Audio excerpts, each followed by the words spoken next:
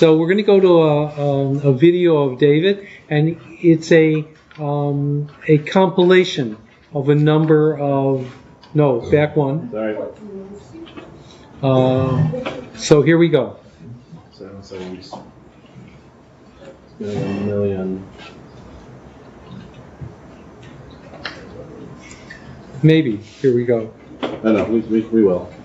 Yuri's good. It's just, with everything, it's been a bit discombobulated tonight. I don't believe that there are moments in history in which we should expect a divine breakthrough into the human life. The breakthrough occurred already in the foundational moments. Now, the history of religion should be a history of the way we conduct our daily lives in light of that. In Christianity, it is the birth of Jesus, the death of Jesus, and the so-called belief in the resurrection. In Judaism, it is the lived history of the people. It is the Exodus from Egypt. It is the Sinai revelation, which also gives expression to breakthroughs. But those breakthroughs are only founding moments. They're not the controlling moments. People are looking for resolution. They're looking for history to in some way offer them some security, some way of feeling that life is not always subject to all the vicissitudes of wars and hungers and earthquakes. People want peace. It's deep in the human soul. And I don't blame them for wanting that. But I only can say to them, if you want it, you have to work very hard to achieve it. Life is not the dramatic miracle. You tell stories about dramatic miracles, but you don't live your life by dramatic miracles. You live your life by prose, not by poetry. It's very important to understand that. So when you live off revenge, you never win. If you try to compensate for the hurts that you've had in history, you never win. In other words, so you have to decide how do you want to live. And Jews have made a decision that they want all religions to feel secure in Jerusalem. That Islam and Christianity are welcome. They are not aliens. They're not enemies. And that's the very important decision. That it's very important that in Jerusalem, all three monotheistic faiths, which were in some way in conflict throughout history, can live in peace in Jerusalem. That's the very meaning of my view of a holy Jerusalem, which some way now teaches us that people with different beliefs need not see the other one as an enemy, need not see the other one as a threat. In other words, affirmation doesn't require to demonize those who are different than me. I don't have to build conviction out of hate and fear. But I believe that the fundamental mission of the Jewish people is to be a vision of pluralism and inclusiveness. They are meant to correct the mistakes of holy wars.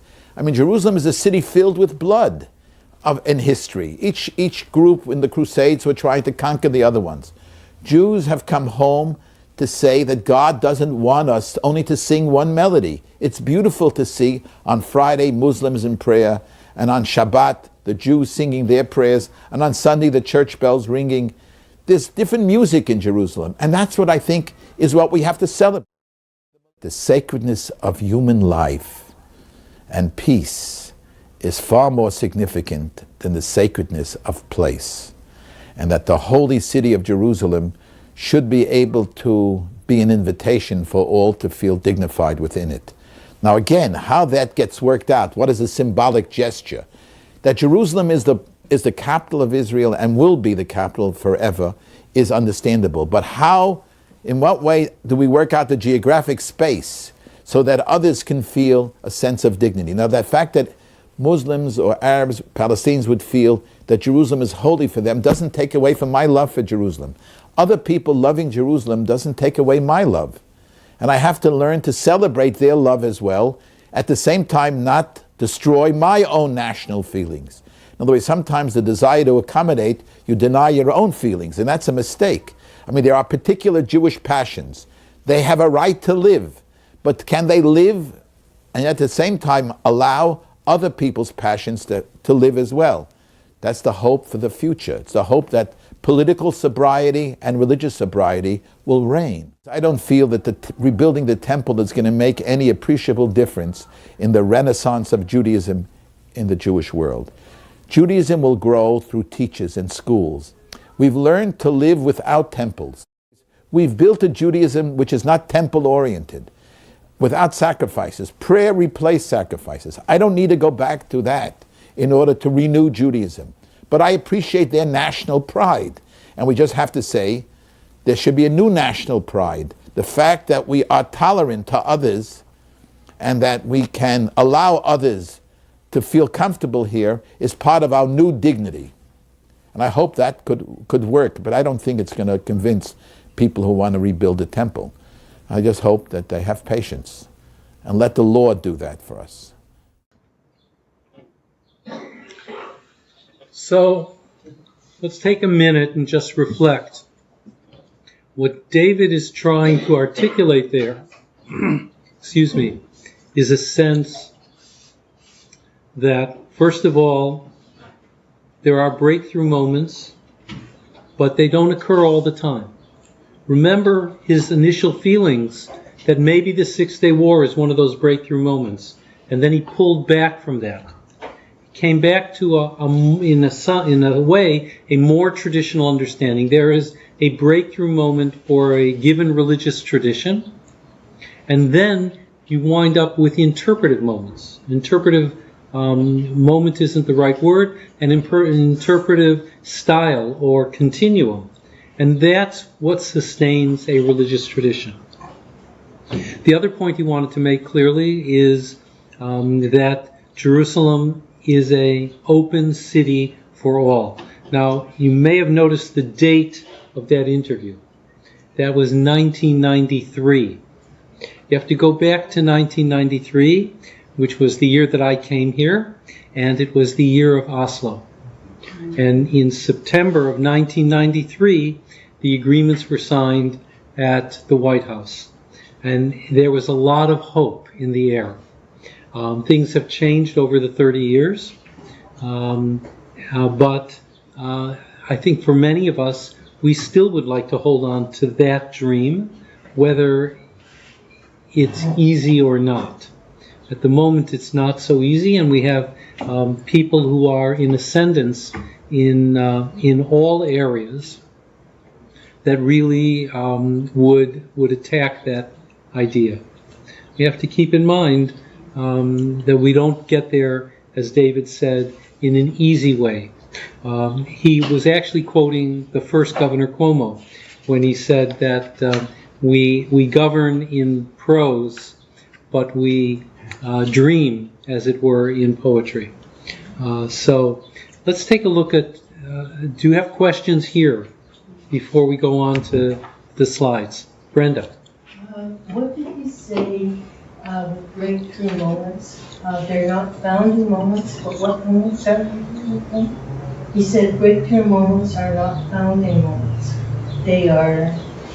Oh, by its very nature, there's something that came before it. Okay. That's why you talk about a breakthrough. Okay. So for Christianity, there's a breakthrough in the life and death of Jesus. But there was a tradition, a Jewish tradition, beforehand. And the same for Judaism. To go back further, there is a continuity that comes through Abraham and the descendants of Abraham and Sarah, and the breakthrough moment is at Sinai.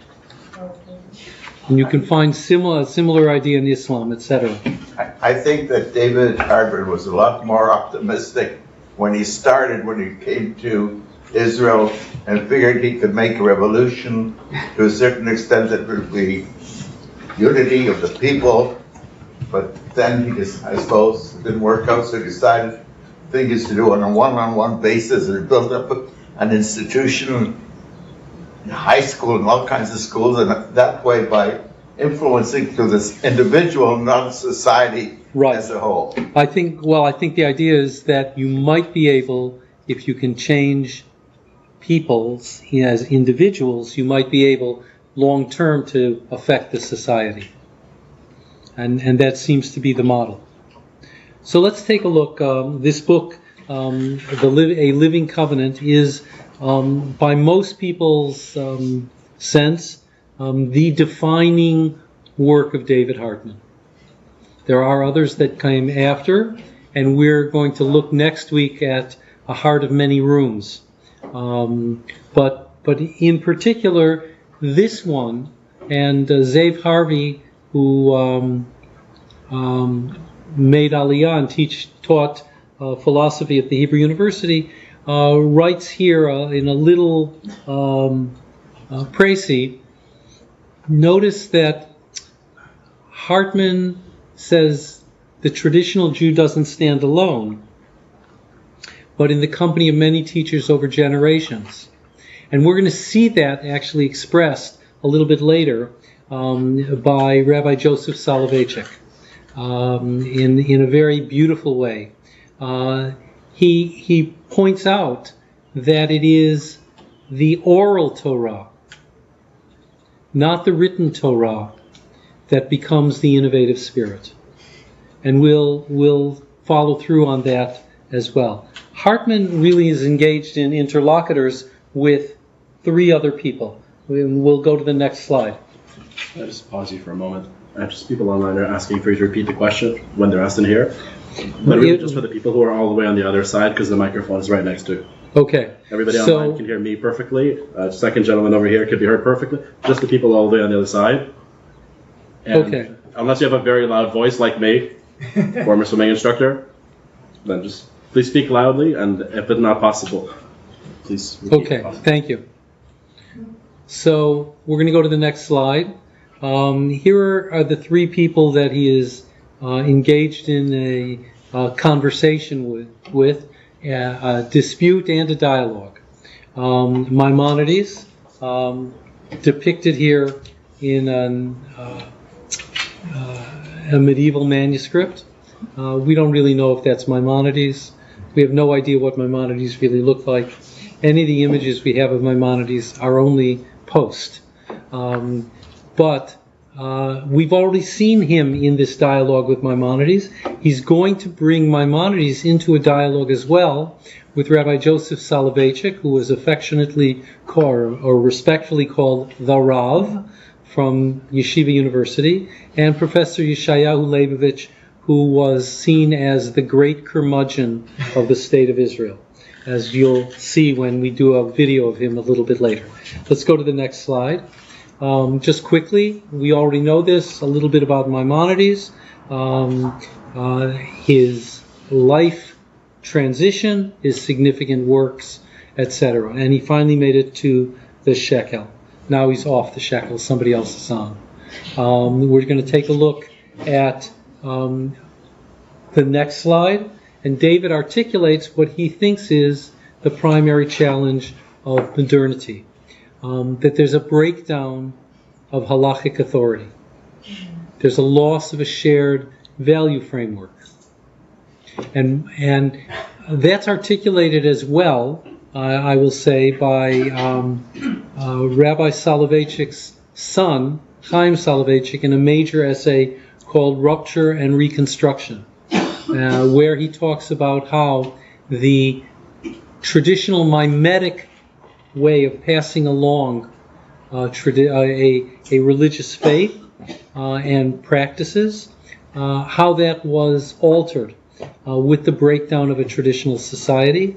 And what occurred really in the 20th century was an effort at reconstruction, but that also meant that it became less mimetic and far more literal or textual.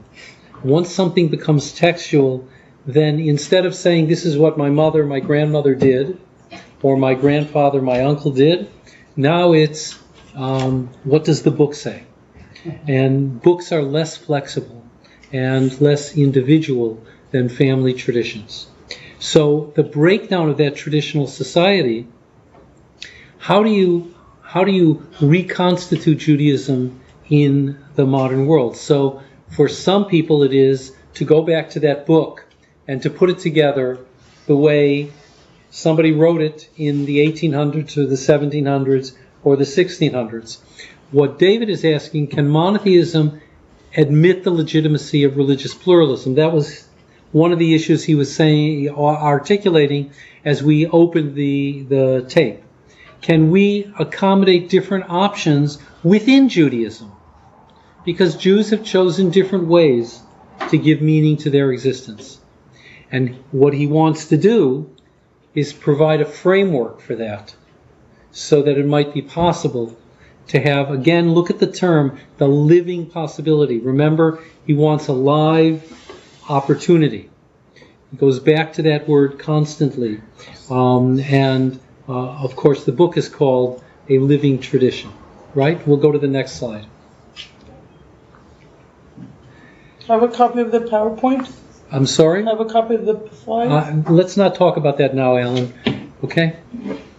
So he's going to say something that's sort of difficult about pluralism, that you need to have something that limits the claims of revelation. It's a very interesting idea. In other words, in a monotheistic society, you may want to claim that you have the truth. He wants to claim the limits of revelation. Many years ago, a friend of mine, Menachem Hirschman, who at the time was working at the Hartman Center, came here and lectured. And one of the things that Menachem taught was in monotheism, if you can't really know ultimately much about God, then there's an element in monotheism that is also an element of uncertainty. That you can't say for sure, this is what God wants. What we can say from a Jewish perspective is that the Jewish perspective has been a path of halakha. But it's not only the path of halakha, as we know, because, as it turns out, there's also the path of agadah, of legends and traditions and stories. There's also a path of philosophy. And there's a path of community continuity. So we're not limited to just one pathway. And what's important is that if you can develop a political philosophy, and Hartman is going to go back again and again to the idea of Judaism as a political community. It's an idea that he gets from Maimonides, that Maimonides derives in his own way through Al-Farabi, the great Arab scholar, but ultimately from Aristotle, that we're a political community. And we have to figure out, how do we live together? I will say that I came here and I said in one of my first sermons that we're very concerned here about how do you create a polity, a political entity of caring. And I got slammed by people who said, wait a second, we don't want the synagogue to be a place of politics. Okay, well, that's a different story, because as we know, most synagogues do have politics. But I realized then I couldn't speak in Aristotelian language. I had to try other ways to say the same sort of thing. But what he's after, and I put this in bold in the middle, is a covenantal consciousness that is permeated by a religious sensibility. So first of all, there's a sense of covenant, of a connection, both to God and to other Jews. Secondly, it has a religious sensibility, but at the same time, that religious sensibility celebrates finitude, that there are limitations, that we have to be humble, and creatureliness, that we have to understand that there are limitations to us. We aren't God, and we can't speak for God. We're going to go to the next slide. So Hartman points out that God limits power. And that's a theology that other people have talked about for a long time. The idea that in order to give people freedom, God limits how much control the divine exercises over history. But what David does is he does this very nice little development. He says, the way God limits love, God limits involvement, is by entrusting the Torah to others. There's a faith element here, that if the Torah can be entrusted to others, and in particular he talks about rabbinic scholars, then that may make a difference. Then it's not only God, then it's also what people develop. By the way, the idea that Judaism depends not just on God but on the people was an idea that Solomon Schechter developed when he spoke about, in Hebrew it's Knesset Yisrael, but in English he used an infelicitous phrase. He said Catholic Israel. Catholic actually means universal. But what he meant was that Judaism depends not only on the idea of what's in the books, but also depends very much on what the people do. Later, Robert Gordis, who was a very important conservative rabbi, thinker, and Bible scholar, said it doesn't mean what all Jews do, because not all Jews are frame their Shabbat or their dietary laws, etc., in a traditional manner. So it's the traditional Jews that embody and carry the future of a community. And we still wrestle with that. How do you define what really constitutes the community of Israel? You want to be inclusive, but at the same time you want to have some limitations on that, because not everybody shares the same premises. And David tries to find a way to bring people in, but at the same time his limiting factor is that he's constantly going back to traditional sources. So there has to be a dialogue between where people are and some of those traditional sources. Let's stop for a minute in case you guys have any other questions. Out there? Brenda. Did Maimonides think that this covenantal consciousness that David Hartman is talking about was essential to halacha? Well, so it's very interesting. The way David Hartman understands Maimonides, the question was, did Maimonides have that sense of covenantal consciousness? And the answer, I would say, is the way David interprets Maimonides, Maimonides had that sense of covenantal consciousness. But as we'll see, there are other thinkers. They don't always interpret Maimonides in the same way. Let's go to the next slide. How do you mediate God's word? It's a big question. It comes up, for example, in Jewish mysticism. How does the one God sort of come into our world? And we're always talking about mediation. So he says you apply autonomous spirit to the revealed norms of Torah. Now this is a really important idea, because as we'll see, one of the critiques of Immanuel Kant was that when you have a religion that speaks of revelation, he used a fancy word, heteronymous authority, that is authority that comes from outside, that's not the same as autonomous authority, where you make your own decisions based on your own moral evaluation. David is going to try to argue, based on both Soloveitchik and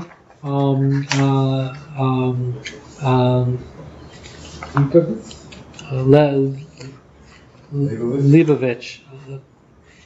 Sorry, just had one of those moments, right? He's going to try to argue that there's another way, that Kant didn't really understand Judaism.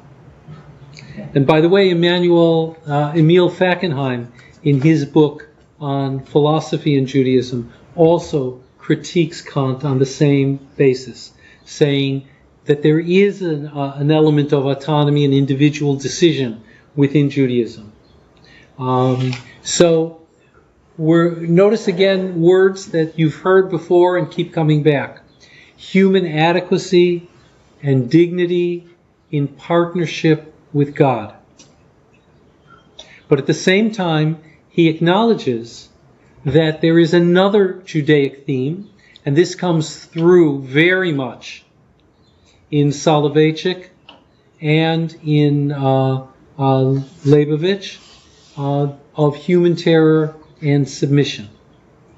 And for David, there's this ongoing dialogue between those approaches. Let's go to the next slide.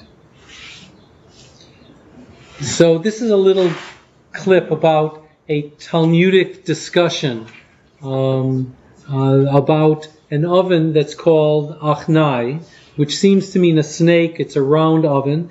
And the legal question was, it's made, it seems like, of bricks. So you have attachments, and you have, they're next to each other. So if one brick becomes impure, does it render the next brick impure? Does it render the next brick impure? Does the whole oven become impure? That's the legal issue.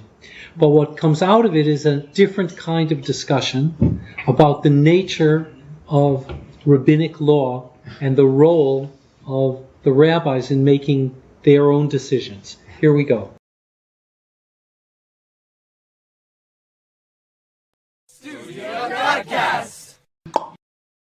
6 days in San Francisco, 6 stories, 12 artists. Studio Godcast.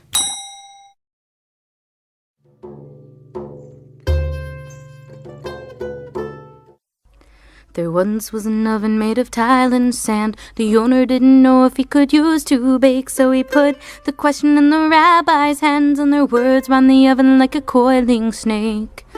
Rabbi Eliezer said that it was pure. Rabban Gamliel did not agree.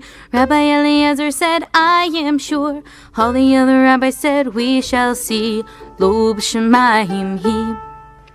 Eliezer said, I know I'm right. Let this tree uproot if the law agrees.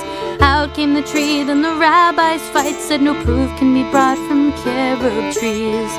He asked for the river to change its course, prove his point or run the other way, but the movement of the river had no force. Gamliel and the rabbis could not be swayed. Eliezer pleaded to the walls, and they started caving in without delay. Rabbi Yehoshua admonished them, so they're stuck at an angle to this day. Lo b'shamayim hi. And then Rabbi Eliezer cried out in frustration, if the law is on my side, let it be proved from heaven. Why do you argue with Rabbi Eliezer when you know in these matters he is always right? But Rabbi Yehoshua rose and exclaimed, the law is not in heaven. Lo b'shamayim hi. God smiles and laughs at what God sees. Ah, my sons have defeated me. Lo b'shamayim hi.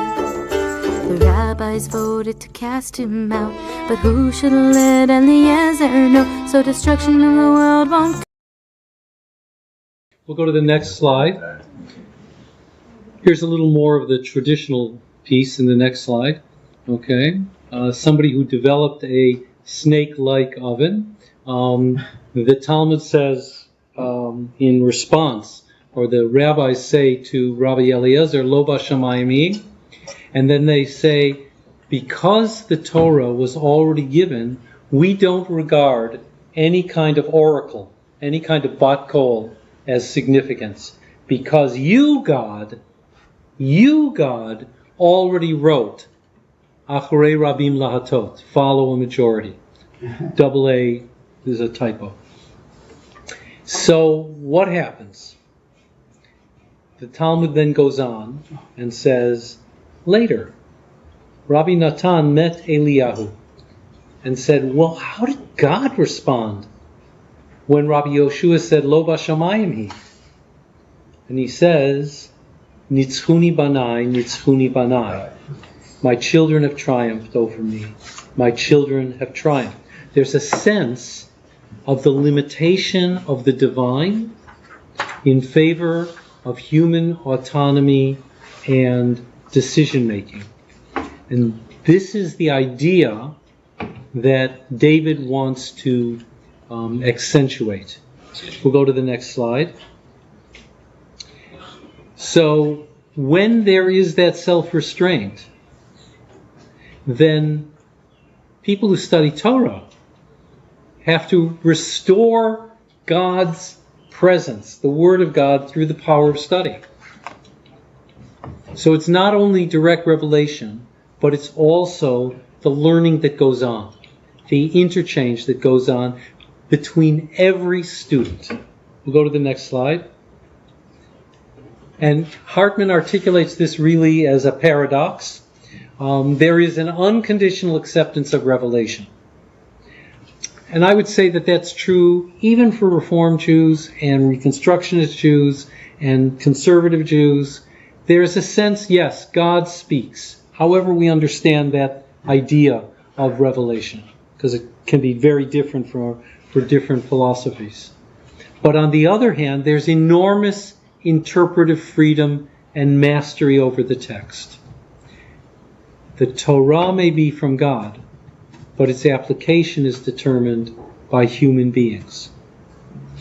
That idea made David persona non grata in many ways in the Orthodox community, and it opened the door to him to conservative and Reform and Reconstructionist Jews who already had that idea.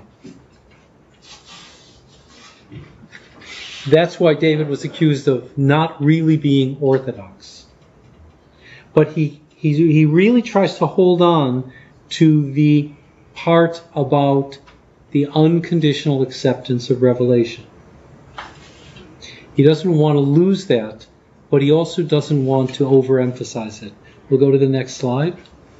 Is it okay if there's a question online? Can I ask a question from online? Yes. Okay, so Victor asks, how does Rabbi Hartman deal with changing human intellect and standards? Can we apply the interpretive principles but lead ourselves to different conclusions than in the past? Victor, thank you very much for the question. So he doesn't really set out a formula for how to apply that. And people who were critical of him, that is, people who liked his ideas, but said there's a deficiency here because he doesn't really give you a clear framework for how to take that living application and use it. I remember years ago a conference where my colleague David Novak said that we do know historically about interpretation, but we don't necessarily apply it in all cases absolutely. Or as he said, is doesn't determine ought, or which is a philosophical idea. That is, just because we know that the rabbis change things doesn't mean that we have the absolute right to change them. And that's where the debate comes in, because some people feel we do have much more of a right. Right's probably not the correct term. We do have the opportunity to offer those interpretations and changes. And other people are more small c conservative in how we apply and under what circumstances. I, for example, take a particular idea that I got, just going blank on his name for a second. He was the dean at the University of Chicago Law School, later became the Attorney General, Edward Levy. And Levy said, when you interpret in law, you try to hook it into something that came first. Now, my friend Gordon Tucker, who sat on the law committee for many years with me, Rabbi Tucker says there are times that Jewish law as prescriptive law can't deal with some big questions because the big questions are so new. He said you need halakha with a big H, as it were, to sort of give a new direction. He and I don't agree on that. And David isn't really clear on where you draw the line. I had a conversation a number of years ago with Rabbi Benny Lau in Jerusalem.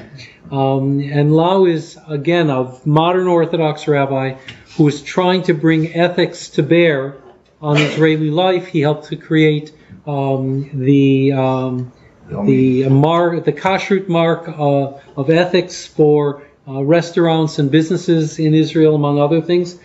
And he was very interested in the discussion we were having at the law committee about homosexuality.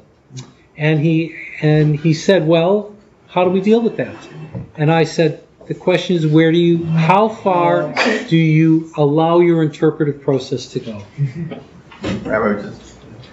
I just want to say that his daughter runs. You're saying David Hartman's daughter. David Hartman has a synagogue that they've started, Kol Chadash or something like that. No, Shira Chadashah is the. And so in that congregation, the women have a big role up to a certain point. Right. Up to a certain point, the halakha doesn't allow them to do certain things. They can get up to maybe nishmat kol chai that they can daven, and then a man can't do it. So it's maybe a sign of the turmoil in the Jewish world as to what to accept. Because right. So David was saying that the Shira Chadashah congregation in Yerushalayim, which David's daughter Tova was one of the initiators, and that gave more opportunity for women to participate actively in the service. It's very similar to what was actually going on here a half a generation before. Women could lead parts of the service, but not all the service. They could have aliyot, but not all the aliyot. And it was an attempt to try to move the tradition, to work with the tradition. Now, when I made those decisions, I made the decisions based on responses that were written within the conservative movement and my own responsa, my own tshuvot to questions. When they made the decision, they based it on a particular rabbi who lived in Jerusalem, and they relied on his opinion. And he was, of course, criticized, and there was a lot of debate about that. But the model of what came to be called a partnership minyan is now found in a lot of different places, including in Toronto. And Toronto has a partnership minyan that meets south and that meets a little bit north, like toward the Shepherd area, and occasionally a partnership minyan in Thornhill. The partnership minyan south davens in our place a lot, but what was their concern? Their concern, they have a mechitza. It's a real see-through, actually plexiglass mechitza now. But what was their concern? They didn't want their understanding to be confused with conservative Judaism, because they very much want to see themselves, and they want others to see themselves as within the Orthodox community. So you have this kind of issue of how far do you go and under what circumstances. If you have this pillar of some sort of traditional Jewish law, the question then is, how far do you go on the other side? Is it going to then be an ellipse, or is it going to be a circle going around? We'll go to the next slide. There's actually two questions online. There's another question. I can't read it. That's okay. I just want to get your attention. So David asks, does David Hartman's theology have any acceptance within modern Orthodoxy today? It depends which modern Orthodox.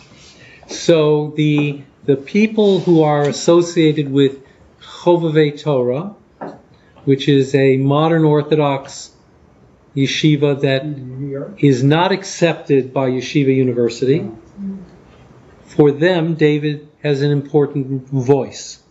For Yeshiva University, which is always trying to maintain its place within the larger Orthodox community, no.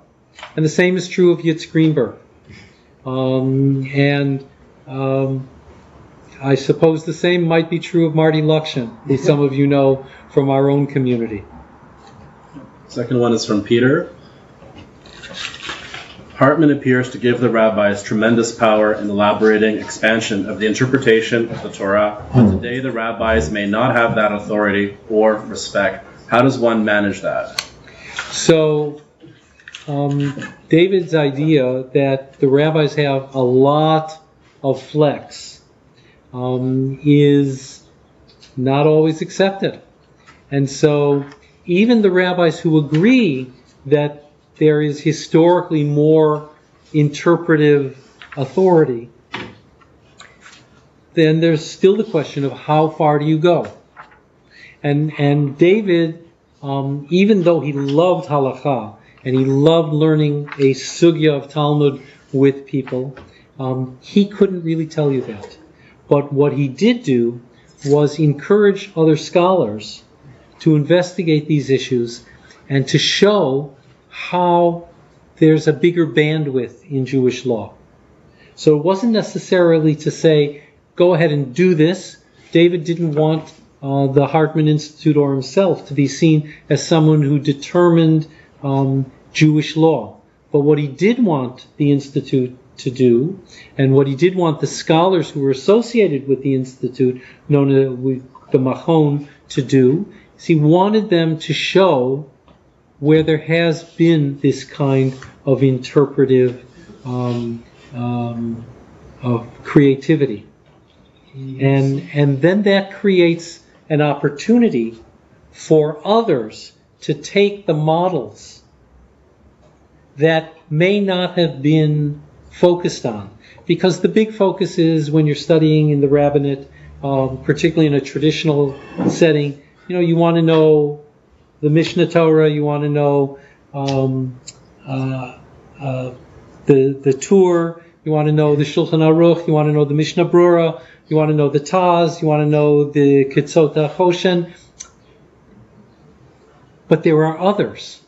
And what David tried to do was, in a way, to remind people that there is more out there.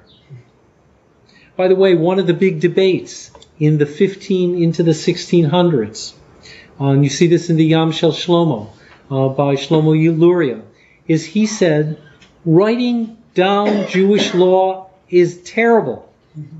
Because if you write it down, then people think that's all there is. But really, there's a lot of give and take. And so you need to have a living tradition where people are talking to each other. He didn't win. But in a way, what David's trying to do is go back to that argument and find a way, not so much halachically, but theologically, to open it up. Let's go to the next slide. So again, this is, the importance of divine self-limitation, human responsibility, a covenantal relational framework. And now he's going to bring in Erich Fromm. Fromm was a yeshiva boy in Germany, studied in modern Orthodox German Jewish yeshivot, and after he escaped Germany and came to America, became well known as a psychiatrist and a psychoanalyst. He trained for that in Germany still. But he looked at Jewish law, and he looked at his own learning and his own humanist framework, and he tried to say, that's really what Judaism is about. And there is an authoritarian strain in Judaism. Fromm would write, that's not right. But David will say that Erich Fromm didn't really hold on to the second part of the dialogue properly. The fact that you're seeing a picture with some women who are wearing tefillin is an indication, by the way, of an interpretive boldness. We'll go to the next slide. So David likes to point out, as many other rabbis do, we have two different models in Genesis of this idea of human relationships to God. In Genesis 18, Avraham argues with God. Hashofet kol haaretz lo yaseh mishpat? Won't the judge of the earth do justice? How can you kill the righteous with the wicked? And now we'll go to this next slide, because there the model is something different. the model is the Akedah, okay, where Avram is told to take his son for an offering. Now you can interpret that and say he never said for a sacrifice to be killed. There are different ways people try to soften it, but clearly here Avraham goes along. And it's not just that he goes along even though it will completely disrupt and abolish the covenant, because the covenant is tied to the future of Avram's prodigy. So he says, how do you do this? And now he brings in Yeshayahu Leibovitz, who valorizes the Akedah and says, talking about ethics misses the whole point, that it really is all about obedience and submission. We'll go to the next slide. David's going to argue instead for a balance, where somehow God wants us to develop our power of reason, our sense of morality, at the same time that this mysterious God calls upon human beings to obey divine commands. By the way, David was critical of mysticism, but occasionally, notice what he says, the same, the mysterious God. If you do interfaith work, you learn to understand Catholics talk a lot more about mystery than Jews do, unless they're talking to Jewish Kabbalists, to Jewish mystics. Let's go to the next slide. So what do? David gives an example of Hannah, who is unable to bear children, and she goes to pray, and Eli, the Kohen Gadol, sees her and thinks she's drunk, and she pushes back against him. So it's not simply I'm accepting the fact that God has caused me to be infertile, but rather I'm pushing back, and I don't want this. I want a child, and God, I'm praying to you. Notice the last two sentences, which are very important. Which of the two elements will play a dominant role is not dictated by the texts, because the texts offer you both. Selection and emphasis remains the responsibility of the reader. It's how we receive the text. And I try to emphasize to people when I teach Torah, that if anybody tells you, this is what Judaism teaches, there's something wrong with that, because Judaism doesn't just teach one thing. It's a broad highway, and ultimately within it, you have to make a decision what kind of Jew and which texts you're going to follow. Every so often, Mark Libman has pointed that out to me in very strong, strenuous ways. Let's go to the next. So here's Eric Fromm, and Fromm says it's a humanistic tradition. He does appreciate the covenantal notion, but he doesn't hold on to the other part. We'll go to the next slide, please. Thank you.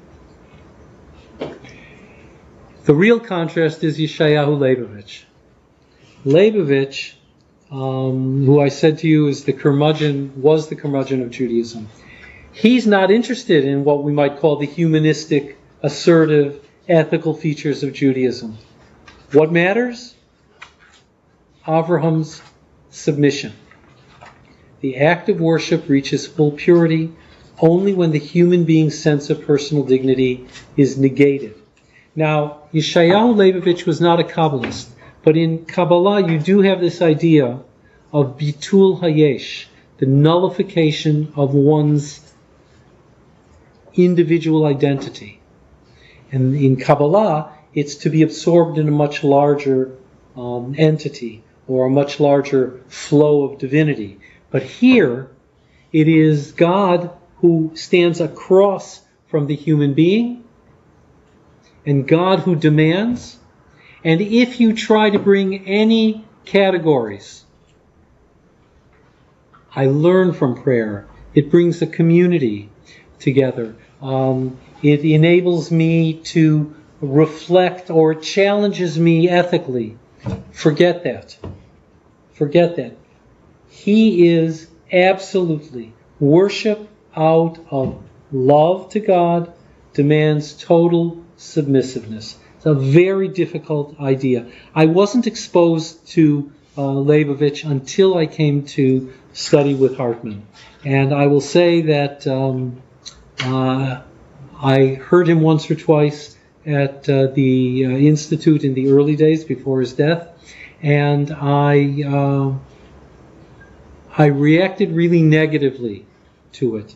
But the more I talk to my Muslim friends, the more they see in Leibovitz something that really resonates for them, and not just on a political level. Let's take the question. I may be wrong, but to my eyes, Leibovitz doesn't want to talk anything about God because we don't know anything about God. And the whole of Judaism is following the mitzvot. That's it. Follow the mitzvot. Don't give me the philosophy of this is right to wrong and do it. Right. Forget about anything other than following the mitzvot. Erupt the society in many instances the wrong way, politically. Well, we'll come to that. The question is?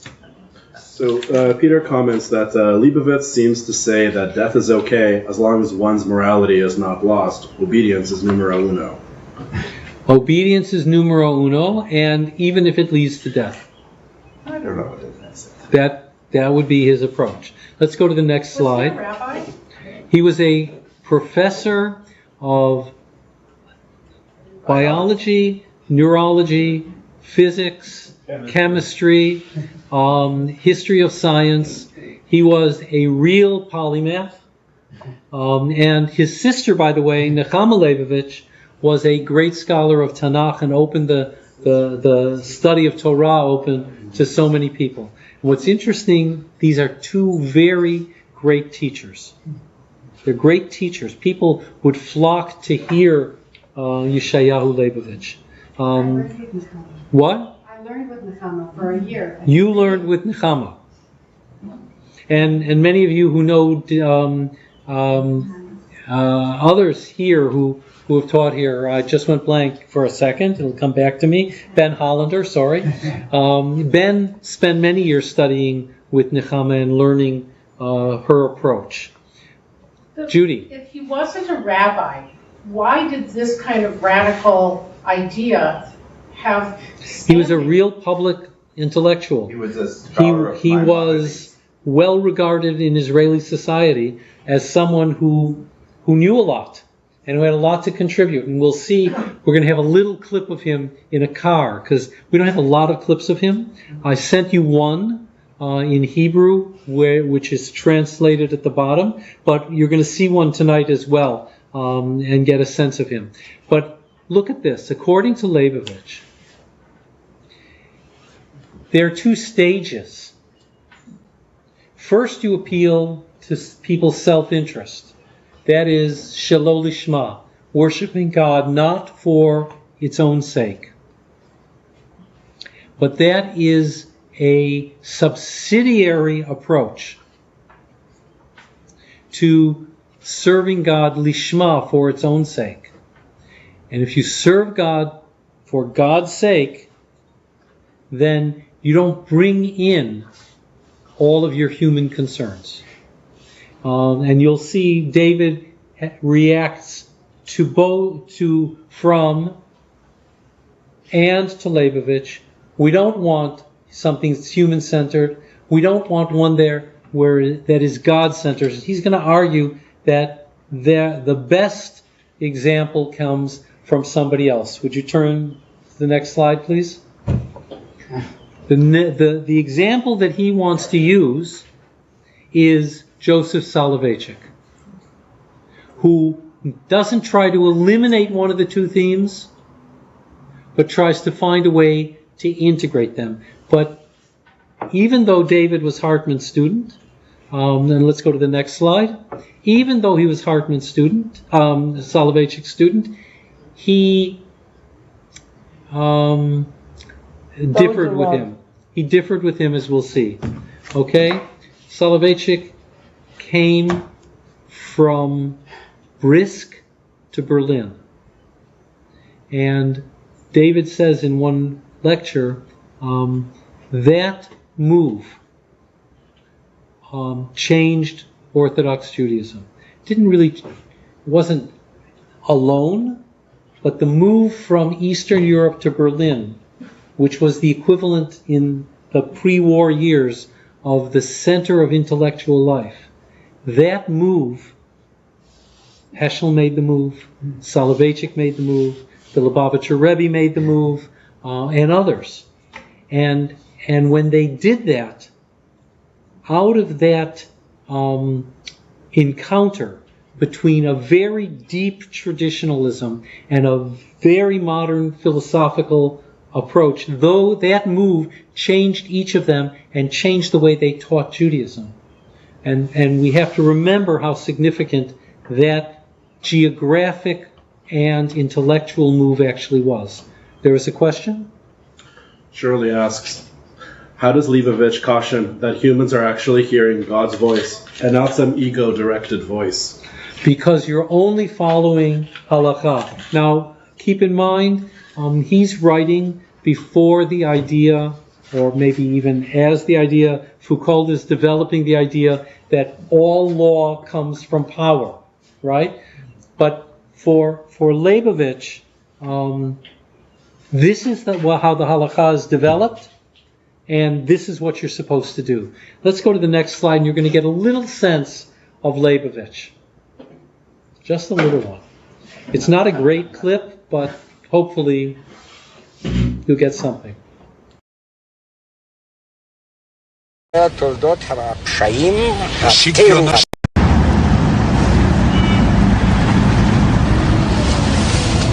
גדול ההיסטוריונים האנגלים אמר, History is a chronicle of the crimes, follies and misfortunes of men. היסטוריה אינה תולדות הפשעים, הטירופים, כן, והאסונות של האדם. אדוארד גיבון אמר את האמת, אבל לא אמר את כל האמת. אם נגיד את כל האמת היא שההיסטוריה האנושית היא תולדות הפשעים, השיגעונות והאסונות של האדם, והיא תולדות מאבקי האדם נגד הפשעים והשיגעונות והאסונות. זאת ההיסטוריה האנושית. צירוף שני הדברים האלה. הפשעים והשיגעונות והאסונות שנובעים מטבע המציאות שבה נכלל גם טבע האדם. אבל יש דבר גדול ונעלה, וזה מאבקי האדם, כי הכרעתו ורצונו נגד הפשעים ונגד השיגעונות ונגד האסונות. והמאבק הזה הוא נצחי. אין שום ערובה שבמאבק הזה ננצח. אבל אפשר להיאבק.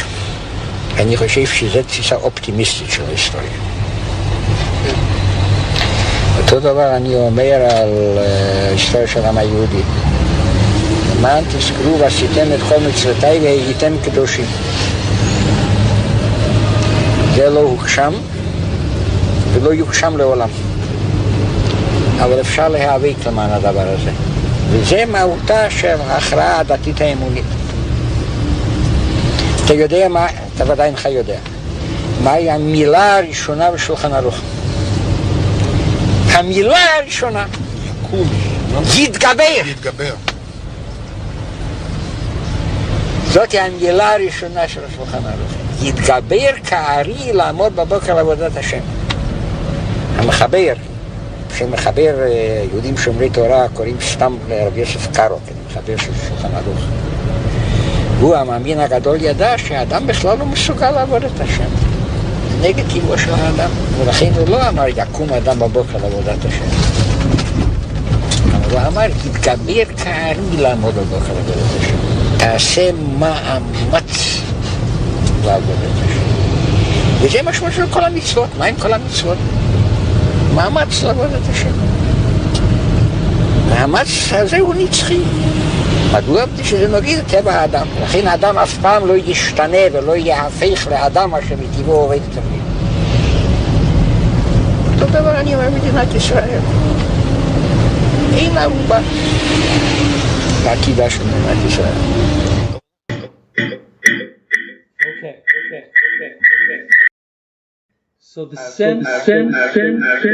Sorry, I just want to. I'm absolutely because it's like the beauty about we lost the beauty about living with family. Sorry, they would answer every letter that a person sent them.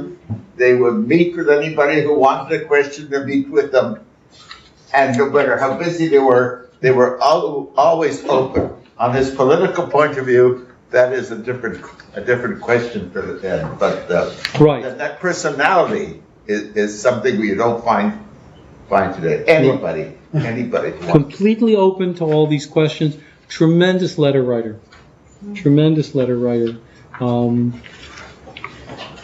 Notice the idea of struggle, of how hard it is, the individual effort.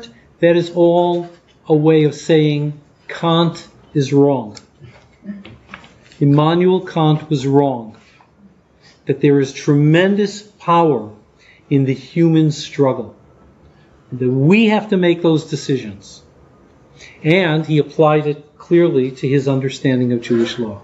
I want to move you to the next one. I know you have to go because of driving issues. I know. So, Soloveitchik and halachic man. So he has this sense that you can somehow put it together, that you can have autonomous creative power and follow Jewish law. So he is also attacking Kant. He's also saying Kant doesn't have it right. That is, we have the capacity to be creative. Kant argued that the dignity of a human being lies in moral autonomy.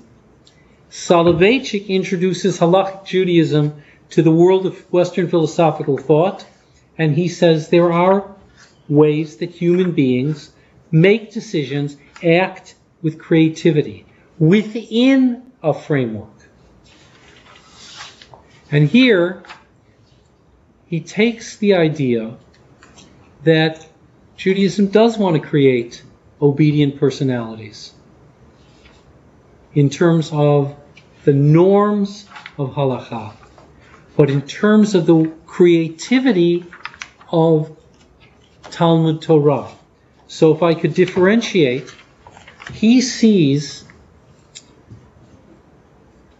psak halakha, what you're supposed to do, here on one side, and Talmud Torah and a lot of creativity on the other side. He doesn't see them pulling one joined to the other in the same way.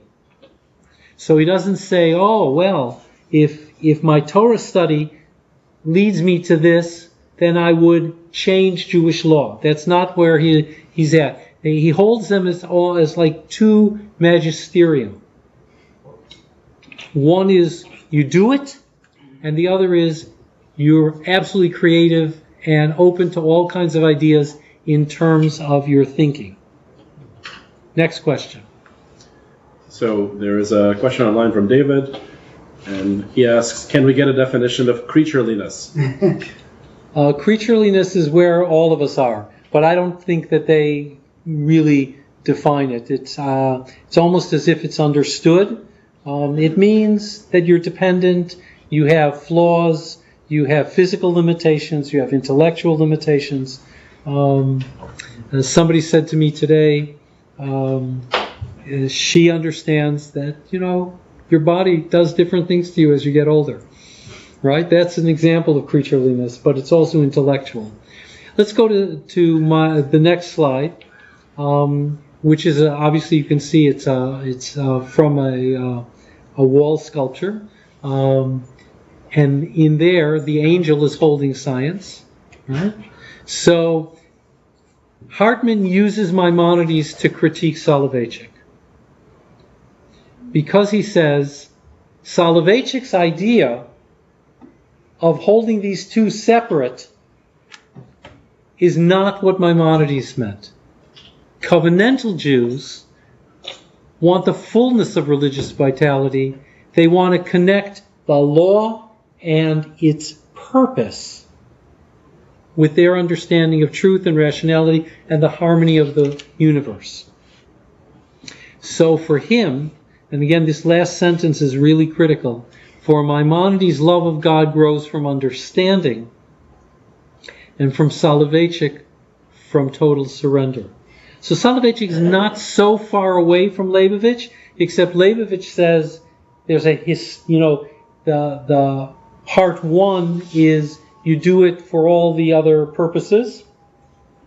You know the story of the person who went to shul and comes home and his wife says to him, "Why do you go to shul? You don't believe in God." He says, "Listen, I go along with Dudi. Dudi goes to talk to God, I go to talk to Dudi."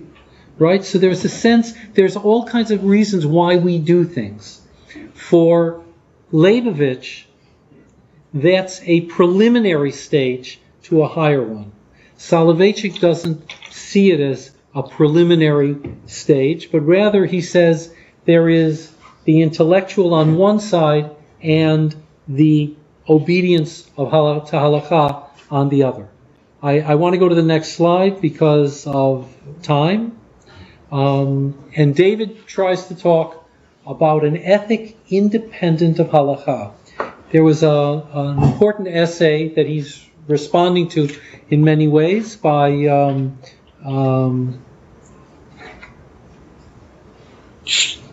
of those moments, the Rosh Yeshiva of the Gush Etzion Yeshiva. It'll come back to me in a second. Who was Soloveitchik's son-in-law and student. I know who. Is it? Reb Aaron. And he has this idea that there is an ethic that's independent of halakha. And he gives an example. There was a case where people were lost in the Andes. And as part of what they did to survive is they ate the flesh of dead human beings. And somebody asked the question, is that okay? And one rabbi said, well, it's actually better to do that than to eat pig. And Reb Aaron Lichtenstein said, that's someone who doesn't get it. They may have had to eat it to survive, but in a hierarchy, the idea of eating human flesh is not lower than eating pig. I didn't ask the question. What? I didn't ask the question. Well, people do ask these kinds of questions. How many times do you daven if you're in a spaceship orbiting the Earth? I mean, people ask. Right. But Hartman wants to say that if you take this idea of covenantal mutuality and you take it seriously, then God in that covenant invites the community to trust itself. Yeah. And his son, Daniel, wrote a book a few years ago called Putting God Second. And really it all comes out of the second column here on ethical passion. Yes, faith, covenantal connection enhances life. But you can be a good person without faith. What Judaism and faith in general can add is a depth to the ethics. You can be ethical without being religious, but you can't be covenantally religious without a deep ethical passion. But can you be unethical and be religious? No. But he's like, okay, but here's the example, of course, that Hartman brings up later, and God does the lies against Soloveitchik, is in the situation of the Agunah. Oh, so let me just repeat what you're saying. So one of David's later critiques, and it comes out of his awareness and growing awareness of the problem of a woman who's unable to get a divorce, or the husband is missing. And he says, you have to at some point step forward and do something. Now, David was influenced here by actually Reform rabbis who he met in those conferences that he convened years before in Montreal. And he was influenced by Emanuel Rackman, who really made bold steps in this regard. And he was influenced by his daughter, who spoke passionately about this. So David came in a later book to be more critical, not only of Soloveitchik, but of others who can't take, we're not talking about being unethical and stealing. We're talking about within the law, why don't you take it one step more? Why don't you see this as an ethical problem? Right. And well, so let's go to the next slide. Here he's going to talk about where he is aligned with Soloveitchik. It's okay to have a particularistic way of life. You actually heard that in the first clip that I showed you. But it's important to have a larger framework as well. Because what the larger framework does is it gives you a critique. Christer Stendahl, who was the Swedish Lutheran Bishop of Stockholm and later taught at Harvard Div, developed three very simple rules for interfaith dialogue. But the last one, and by the way, Stendahl also was a member of the theological faculty of the Hartman Institute. What Stendahl said is, it's important to have holy envy, where you look at another tradition and you say, wow, I wish we had something like that in ours. Sometimes it is, wow, they really understand this problem and we should do it better. So sometimes by looking outside, you get a perspective on the inside. That's part of why I do my multi-faith missions, for the same reason. When you're with other religious traditions, you have to, first of all, understand yourself better, but you also learn more about yourself. We're going to go to the next slide, because he's going to offer a critique. Soloveitchik divides and says in a major essay called Confrontation that you can work with other religions on certain social problems, but you cannot have theological dialogue, because theological dialogue is interior. You need to know who you are, and you're only talking in your own categories. He was critical in that way, although he didn't say it overtly, of Heschel. But the critique of Hartman is, no, you don't want to have these splits. We want to listen to others. And we also don't want to be, you see that last line, in a neutral universalistic garb.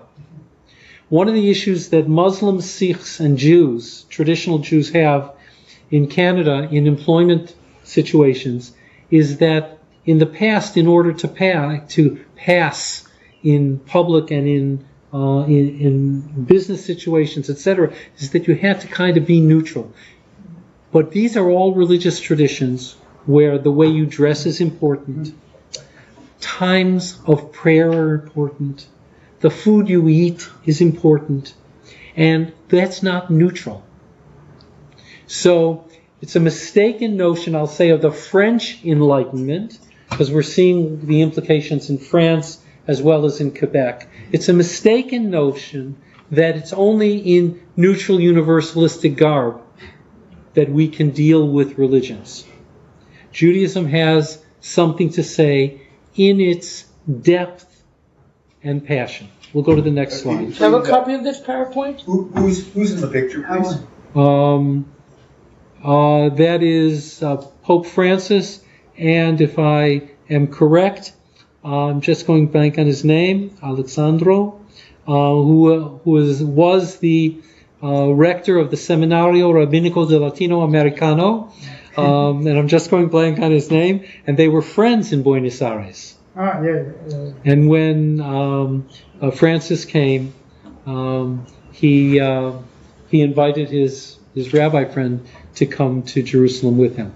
So, look, I put up basketball because Hartman's love of basketball. But he says, Leibovitz says that I am in danger of viewing religion as a means to satisfy human values. But the crucial issue for me is whether worship of God and human self-realization are mutually exclusive. I don't agree with his Akedah model.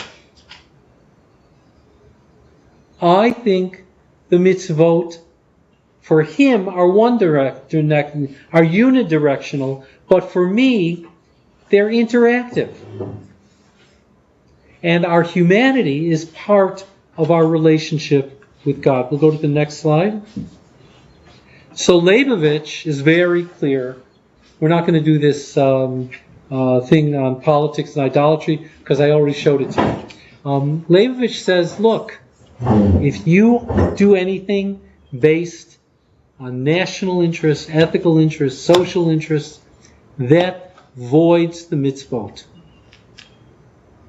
If you use it, and we'll go to the next slide, if you use it to support the nation, it's wrong. God is other. And to pray to God for the sake of your needs makes God an instrument of your own purposes. So all you can do for Leibovitz is act. And note, you can't make any theological claims. All you can talk about is the normative language of the mitzvot. Now, what he doesn't deal with, and this is something similar in Islam, he doesn't deal with the development of halakha. Yaakov Katz, who I'm sure they were friends, and Katz also came out of the same German Jewish tradition. Katz shows how Jewish law is a way of understanding Jewish history. Because you can see through the development of halakha different legal issues that come up and different conclusions really based on the development of halakha. Leibovitz sort of keeps halakha almost static. And that's the way, when I deal with Muslims, that comes across a lot. There isn't a sense really. They will say, oh yes, this teacher taught this, and then this teacher taught this, and this teacher, but they don't see a developmental process. And the same in many ways with Leibovitz. We're going to go to the next one. Somebody you may also recognize. Oh, this is a painting and not a photo. Leibovitz has nothing in common with Emil Fackenheim. There shouldn't be an either.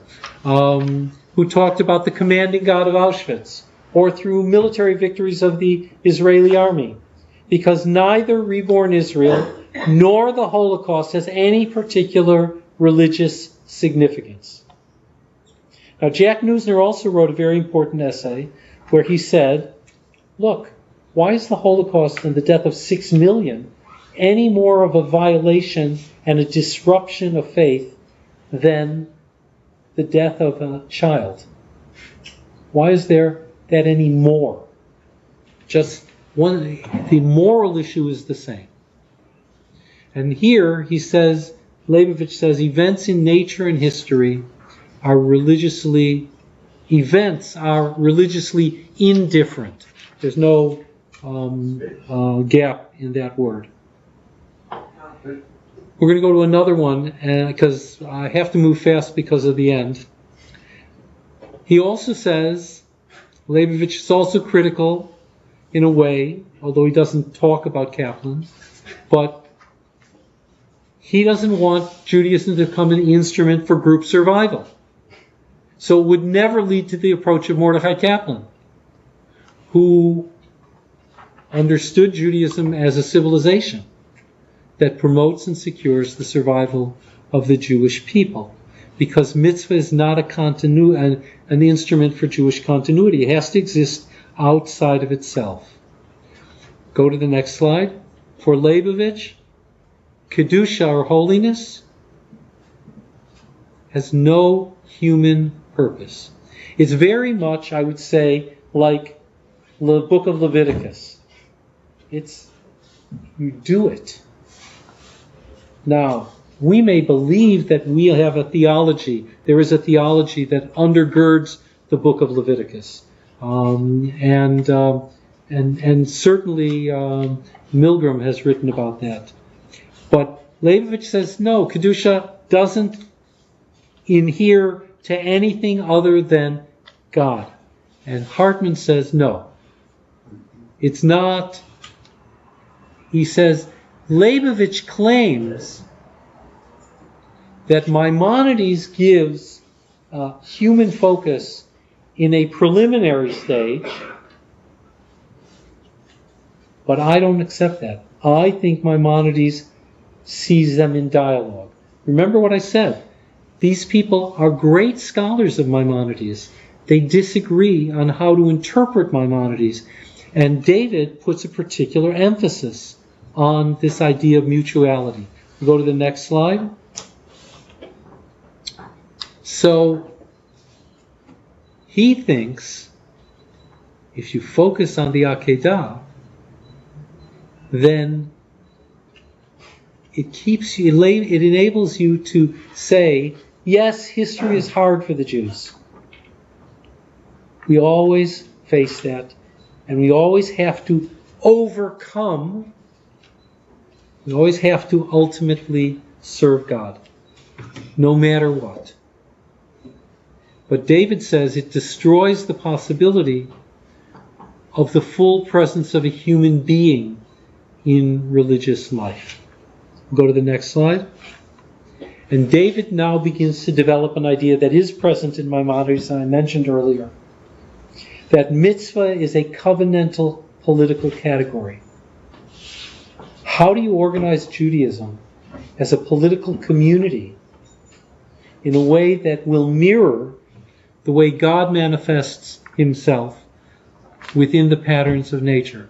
Menachem Kelman and David Gillis have written about this when they look at the structure of the Mishneh Torah, and they show that in this legal text, when he comes to the end of each book, Maimonides picks up a universal idea, and Gillis shows how Maimonides structures the Mishneh Torah in accordance with the way he understands the structure of the universe. So they're picking up a deeper idea in Maimonides. So for David, when the framework is covenantal, spiritual life is on this earth, it's related to history, calls for responsibility. Excuse me. But remember, he became aware that there's a limit to that, because you don't want to go to the stage that says whatever is going on in Israel is a miracle. He moves away from that at the end. We'll go one more slide. And again, he goes back to Maimonides. You see the shofar is being blown for the Messiah. But he says Maimonides never abandons Jewish history. Messianism is always out there. It gives passion. But there's a limit. And only those who can really kind of see beyond, or the larger vision of halakha, can appropriate the true telos, the true purpose of Jewish law. So his idea is you have to, on some level, transcend history in order to take it seriously. Questions? I'm sorry I rushed through a lot. Can I have a copy of the PowerPoint? I haven't. I have to correct it. So maybe I can do that, Alan. You have to correct it? Why? Because there are errors. There are spelling errors and things like that. Can you send it to me next week? Alan, let's wait. Okay. Thank you. Other questions? Brenda. And then we're going to finish up. What would David say about transcending history and having, at the same time, having a spiritual answer? I didn't understand the question. From that slide, what would David say about transcending history and also having a spiritual anchor? Like, how do you do that? Well, on some level, you transcend history through halakha Yeah. and through faith, and you are also anchored in the historical events of your time, and only in that way. Alan, can you just move out of the middle, please? Thank you. And only in that way can you hold on to both. So there's a lot of this dialectical tension that David shows. He ultimately takes positions, but it comes out of a sense of that dialectical dynamic. Judy. But if what he's saying is that you look through the halakha to understand the purpose of the halakha, does that preclude your ability to evolve the halakha, to make changes? Once you perceive the point of it, then are you able to say, yeah, but that needs some amendment? So David would say that, but he wouldn't articulate what amendment or how far. Right? But he opens the possibility up for others to do that kind of research that lays the groundwork for more. So by perceiving the purpose, you're not saying, and that has to be the... There's not an immediate outcome. And remember, he's big on the idea of patience. Even though he as a person was not a patient person. But in his theory, he's patient. Morley. In his time in Montreal as a pulpit rabbi, he exercised that one, in terms of marrying within the Sphira, he married somebody in the Sphira, a personal friend of mine, and he married a Kohen to a convert. So he exercised those things based on his ethical. Well, what I will say, first of all, I'm aware that things like that happen. And what's interesting, don't forget, David wouldn't do anything on a halachic basis, without finding some hook on which to... I'm not saying it. Let's use you as we have here in terms of women and aliyot and all the rest of it. But he did it on his own accord. Remember what he said. He came with answers. Other people had came and brought him questions. So it's out of that lived experience. Yes. Translated later. That he then had to figure out what to do. So just to back up what Judy's saying, I take as the basis of everything that he develops this issue of pluralism. It's the pluralism of everyone being able to study together, the pluralism of religious streams being able to figure out their way into the right way for them, and that the pluralistic idea is this large tent that he's building to create the best possible religious experience. Right. It is. But that's why pluralism plays such a role for him. Right. Because it allows him to say that there's breath here. I mean, I use the the metaphor of the 401. You know, there's people coming on and people coming off, and there's a collector lane, and there are 2 lanes in the collector lane, and there are 2 and sometimes 3 lanes or 4 lanes in the express lane, and people are all going, they look like they're all going the same direction, but they're going at different speeds and in different ways and in different cars, and that's part of how life is. Eventually you get to Montreal. Maybe. I want to thank you very, very much. We're going to stop the recording now, but I'll take the question. Can I have a copy of the PowerPoint? I told you, Alan, I have to see what I can come up with, but I'll try. You have to fix the mistakes? Yes. I'm going home now. Bye. What kind of influence does